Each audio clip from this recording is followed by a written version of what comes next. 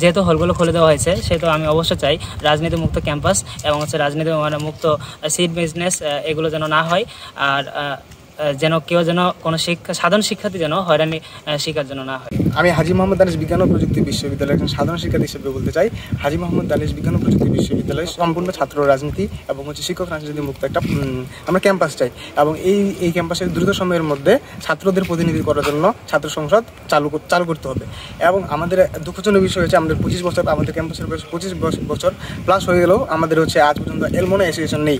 দ্রুত সময়ের মধ্যে আমাদের অ্যালুমনাই অ্যাসোসিয়েশন তৈরি করার জন্য বা অ্যালুমনাই অ্যাসোসিয়েশন করার জন্য পদক্ষেপ নিতে হবে।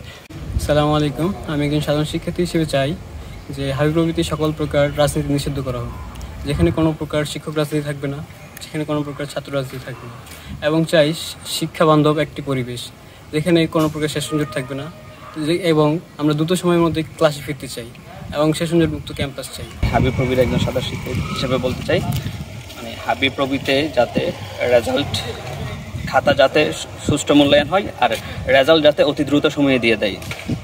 এরপরে টিচাররা যাতে ঠিক সময়ে ক্লাসে আসে এবং সুষ্ঠুভাবে পাঠদান দেয়। আর হাবিপ্রবি হচ্ছে সেশনজট মুক্ত হাবিপ্রবি চাই। আমরা জানি যে বিশ্ববিদ্যালয় একটি মুক্ত চিন্তার জায়গা বা মুক্ত চর্চার জায়গা, বা যেখানে আমরা সকল পেশার মানুষ, শিক্ষক থেকে ছাত্র সকলেই তাদের নির্দিষ্ট মন্তব্য প্রচার করবে, নির্দিষ্ট মন্তব্য প্রকাশ করতে পারবে। যেখানে শিক্ষকরা নির্দিষ্ট কোনো দলীয় লেজুর ভিত্তিক রাজনীতি করবে না, ছাত্ররাও দলীয় লেজুর ভিত্তিক রাজনীতি করবে না করে তারা পড়াশোনার সুষ্ঠু পরিবেশের দিকে মনোযোগ দেবে এবং তারা শিক্ষকরা গবেষণা করবে, ছাত্ররা সেই গবেষণার